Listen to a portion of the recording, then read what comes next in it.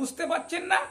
আমরা দেখছি এই যে সিদ্দিকুল্লাহ চৌধুরী, তিনি পিডিসিআই পার্টি করতেন, তিনি একটা মুসলমানদের আবেগকে নিয়ে নিজে বিক্রি হয়ে গেলেন। আমরা দেখি ফুরফুরার আর এক পীরজাদা কাসেম সিদ্দিকী, তিনি কত বড় বড় ডায়লগ মারতেন, অথচ খুবই দুর্ভাগ্য তিনিও একটা মির্জাফরের বন্ধু হয়ে যাকে চোর, যাকে দিন রাত গালি দিত, দিন আর রাত মিডিয়ার সামনে চোর, চিটিংবাজ, তোলাবাজি, দুর্নীতিগ্রস্ত, ধর্ষণকারী, এতে জানাজা হবে না যিনি বলতেন, তিনিও মির্জাফরের বন্ধুর মতন তিনিও ঢুকে গেলেন সেই চোরের দলে। তিনি যে দাবি করেছিলেন যে তৃণমূল যারা করে তাদের জানাজা হবে না, তাদের লাশ নবান্নে রেখে আসতে, এখন প্রশ্ন একটাই, কাসেম সিদ্দিকী সেই দলে নাম লেখালেন, তানার জানাজা কি 14 তলায় রেখে আসা উচিত হবে? কি বলবেন এই বিষয়ে? আমরা মিডিয়ার মাধ্যমে আমরা কাসেম সিদ্দিকী, সিদ্দিকী বলা সিদ্দিকী মানে কাসেম ভাইয়ের কাছে আবেদন রাখবো, কারণ তিনি সিদ্দিকীর তিনি সম্মানটা রাখেননি। আমরা কাসেম ভাইয়ের কাছে আবেদন রাখবো তিনি যেন সদুত্তর দেন যে আপনি তো বলেছিলেন যে যারা টিএমসি করে তাদের জানাজা হবে না, তাহলে কি আপনার জানাজা হবে না আপনার লাশ নবান্নের উপরে রেখে আসা হবে না আপনার লাশ ডাঙায় রাখা হবে? আপনি যেন একটু মিডিয়ার মাধ্যমে বলে দেন যে আমি তো বলেছিলাম, আমিও তো সেই দলের নাম লিখিয়েছি মির্জাফরের বন্ধুর মতন, তাহলে আমার লাশটা তোমরা কি করবে আমি বলে গেলাম। আমরা আশা করব তানার বলা কথাই তিনি যেন মিডিয়ার মাধ্যমে বলে দেন যে তানার লাশটা কি করা হবে, পোড়ানো হবে না মাটি দেওয়া হবে না ড্যাঙায় রাখা হবে না নবান্নের উপরে রেখে আসা হবে। প্রশ্নটা আমি তানার কাছে রাখলাম। পশ্চিমবঙ্গের রাজনীতিতে দেখা যাচ্ছে মুখ্যমন্ত্রী মমতা ব্যানার্জিকে বারে বারে শুভেন্দু অধিকারী দেখেছেন যে মমতাজ বেগম অর্থাৎ খালামা কিংবা মসিয়া বা মুসলমানদের রক্ষাকর্তা এমনটাই মনে করেন, কি বলবেন এই বিষয়ে? দেখুন, হয়তো এক শ্রেণীর মুসলমান ভাবছে যে মমতা বন্দ্যোপাধ্যায় আমাদের খালামা, কিন্তু আপনাদের ইতিহাস ভুললে হবে না। এমনই এক খালামা ছিল নবাব সিরাজদৌলার খালামা, তার নাম ছিল ঘসেটি বেগম, এবং তার বিশ্বস্ত লোক ছিল কে মির্জাফর। হয়তো মানুষ ভাবছে যে মমতা আছে, অভিষেক আছে, আমাদের কোনো চিন্তা নেই, কিন্তু নিশ্চয় ইতিহাস তার সাক্ষী আছে। 1757 সালে নবাব সিরাজদৌলার গদি চলে গেছে, কারণ তার আপন খালামা ঘসেটি বেগম এবং বিশ্বস্ত তার সৈনিক মির্জাফরের বেইমানি করার কারণে নির্মমভাবে এত সেনা সৈন্য বল থাকা সত্ত্বেও পলাশির যুদ্ধে নির্মমভাবে হারতে হলো ইংরেজদের কাছে। আমাদের মুসলমানরাও যারা ভাবছে যে মমতা বন্দ্যোপাধ্যায় আমাদের খালামা, আপনারা দেখছেন আজকের মমতা বন্দ্যোপাধ্যায়ের আমলে মুসলমানের মেয়েদেরকে বোরকা পরার কারণে তাকে মব লিঞ্চিং হতে যাচ্ছে।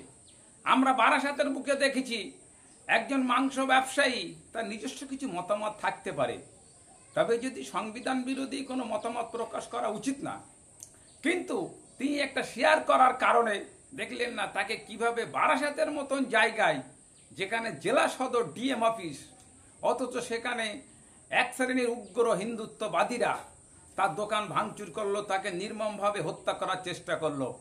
আমরা দেখছি আনিস খানকে তারা পুলিশ কিভাবে মারলো। আমরা দেখছি মইদুল মিদ্দাকে কাজের হক চাইতে মারতে গেল, সুদীপ্ত কোলে, একের পর এক কত বলবো। এই মমতার অমলেই তার হিংস্র রূপ। কারণ আমরা জানি যে যদি ডাইনি পাপিষ্ট দানব রাক্ষসী হইলে রাজা প্রজা সুখী নয়, কুল ধর্ম বংশ মর্যাদা কর্ম সব শেষ হয়ে যায়। তাহলে আমাদের সমাজের যারা মুসলমান ভাই বোন তাদেরকে একটু পূর্বের ইতিহাস এবং বর্তমান মমতা বন্দ্যোপাধ্যায়ের যাকে আমরা খালামা ভাবছি তাদের কৃতকর্ম দেখা উচিত।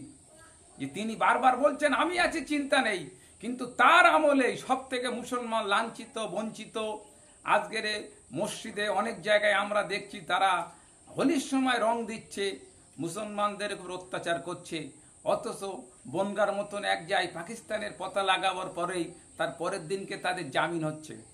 তাহলে তিনি কোথায় মাসিয়ার, মুসলমানদের মাসিয়ার মতন কাজ করছে, কোথায় খালামার মতন কাজ করছে? আসলে সবই তার মুখের কথা এক, মুখ এক আর মুখোশ এক। কারণ একটা কথা মনে রাখতে হবে, সাপ যতই খোলস পাল্টাস কিন্তু তার বিষ হারায় না। আমরা দেখছি মমতা বন্দ্যোপাধ্যায় তিনি দীর্ঘদিন বিজেপিতে ছিলেন। 1957 সাল 58 সাল থেকে তিনি বিজেপিতে 2006 সাল 7 সাল পর্যন্ত তিনি ঘর করেছেন। কাছাকাছি বিজেপির প্রতি তার আলাদা ভালোবাসা আছে। এই জন্য মুসলমান মার খাই খাক। আপনারা দেখলেন না যে ওয়াকাফ আমাদের বাপ চাচাদের রেখে যাবা, আমাদের অধিকার, আমাদের সম্পত্তি, অথচ তিনি ওয়াকাফ নিয়ে যখন শুভবুদ্ধি সম্পূর্ণ মানুষরা তাদের অস্তিত্ব রক্ষার জন্য বাপ দাদুদের দেওয়া সম্পত্তি যখন আন্দোলন শুরু করলেন, তিনি তার হিংস্র রূপ দেখালেন না? কিভাবে দেখলেন না? ডাইনির মতো রূপ দেখালেন যে আমার থেকে আর বড় শত্রু কেউ হবে না। তাহলে কোথায় তিনি মুসলমানদের মাসিয়া? তিনি তো আমরা তামিলনাড়ু সরকারের মতন, তুমি সত্যি যদি মাসিয়া হতেন বলতে পারতেন যে ঠিক আছে ওয়াকাফ রক্ষার জন্য তোমরা রাস্তায় নামো, আমি আমার সর্বাধিকভাবে তোমাদের সহযোগিতা করব, তবেই ভাবা যেত বন্ধু। কারণ তিনি মুসলমান সমাজের কাছে ধাপ্পা ধান্দা দিয়েই চলেছেন। আর আমরা যদি এটা বিশ্বাস করি, আমাদের জাতি, আমাদের রাজ্য, আমাদের সম্পত্তি সবই শেষ হয়ে যাবে বন্ধু। ঠিক যেমনটি 1757 সালে নবাব সিরাজদৌল্লার পতন ঘটেছিল বিশ্বাস করার কারণে। তাই আমাদের আন্দোলন আমাদের কি করতে হবে, এটা আমি আমার সারা পশ্চিমবাংলা শুভবুদ্ধি সম্পূর্ণ ভাইদের কাছে, হিন্দু, মুসলিম, জৈন, খ্রিস্টান, যারা শুভবুদ্ধি সম্পূর্ণ মানুষ, তাদের কাছে আমরা আন্দোলন রাখবো। ওয়াকাফ আন্দোলন শুধু মুসলমানদের ক্ষতি করছে না, এটা সংবিধান বিরোধী আইন। এই জন্যই আমাদেরকে সবাই রাস্তায় নামতে হবে। আপনি বুঝতে পারছেন না? আমরা দেখছি এই যে সিদ্দিকুল্লাহ চৌধুরী, তিনি পিডিসিআই পার্টি করতেন, তিনি একটা মুসলমানদের আবেগকে নিয়ে নিজে বিক্রি হয়ে গেলেন। আমরা দেখি ফুরফুরার আর এক পীরজাদা এই কাসেম সিদ্দিকী, তিনি কত বড় বড় ডায়লগ মারতেন, অথচ খুবই দুর্ভাগ্য তিনিও একটা মির্জাফরের বন্ধু হয়ে যাকে চোর, যাকে দিন রাত গালি দিত, দিন আর রাত মিডিয়ার সামনে, চোর, চিটিংবাজ, তোলাবাজি, দুর্নীতিগ্রস্ত, ধর্ষণকারী, এতে জানাজা হবে না যিনি বলতেন, তিনিও মির্জাফরের বন্ধুর মতন তিনিও ঢুকে গেলেন সেই চোরের দলে। তিনি যে দাবি করেছিলেন যে তৃণমূল যারা করে তাদের জানাজা হবে না, তাদের লাশ নবান্নে রেখে আসতে। এখন প্রশ্ন একটাই, কাসেম সিদ্দিকী সেই দলে নাম লেখালেন, তানার জানাজা কি 14 তলায় রেখে আসা উচিত হবে? কি বলবেন এই বিষয়ে? আমরা মিডিয়ার মাধ্যমে আমরা কাসেম সিদ্দিকী, সিদ্দিকী বলা সিদ্দিকী মানে কাসেম ভাইয়ের কাছে আবেদন রাখবো, কারণ তিনি সিদ্দিকীর তিনি সম্মানটা রাখেননি। আমরা কাসেম ভাইয়ের কাছে আবেদন রাখবো তিনি যেন সদুত্তর দেন যে আপনি তো বলেছিলেন যে যারা টিএমসি করে তাদের জানাজা হবে না, তাহলে কি আপনার জানাজা হবে না? আপনার লাশ নবান্নের উপরে রেখে আসা হবে না? আপনার লাশ ডাঙায় রাখা হবে? আপনি যেন একটি মিডিয়ার মাধ্যমে বলে দেন যে আমি তো বলেছিলাম, আমিও তো সেই দলে নাম লিখিয়েছি মির্জাফরের বন্ধুর মতন, তাহলে আমার লাশটা তোমরা কি করবে আমি বলে গেলাম। আমরা আশা করব তানার বলা কথাই তিনি যেন মিডিয়ার মাধ্যমে বলে দেন যে তানার লাশটা কি করা হবে, পোড়ানো হবে না মাটি দেওয়া হবে না ডাঙায় রাখা হবে না নবান্নের উপরে রেখে আসা হবে। প্রশ্নটা আমি তানার কাছে রাখলাম।